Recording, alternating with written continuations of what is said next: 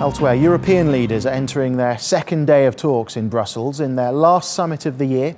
Key issues include the war in Syria, terror attacks and whether to extend EU sanctions against Russia. Well, Hannah Hoexter joins us from Brussels with more on this summit. Hannah, good to see you there.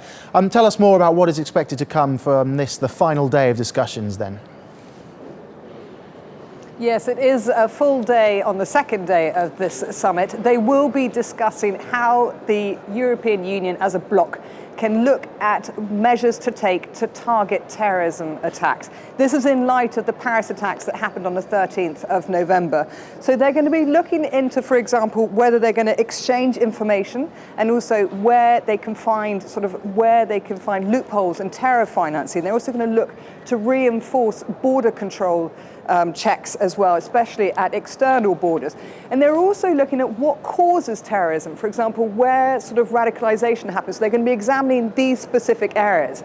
But then later on, after they've discussed the terrorism aspect, they're also going to be having their conclusions on what's going to happen, for example, their approach towards Syria, and also where they're going to roll back on more sanctions against Russia for a further 6 months.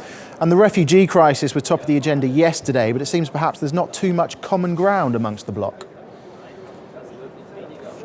No, when they approached the refugee issue, we knew that the bloc was very divided on that issue. So we will wait to find out their final conclusions, which should be released at the end of this summit.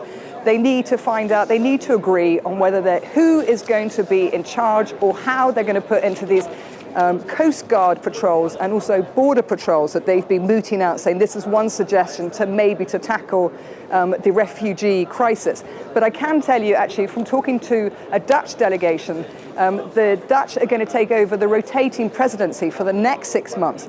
And the Dutch leaders have said that they're going to invite Turkey, and they want to have a proper summit with Turkey, get Turkey on board.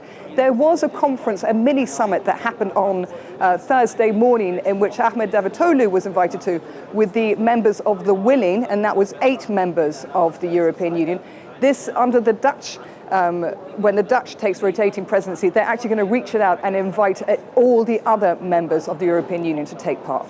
Okay, Hannah, thank you very much for the update.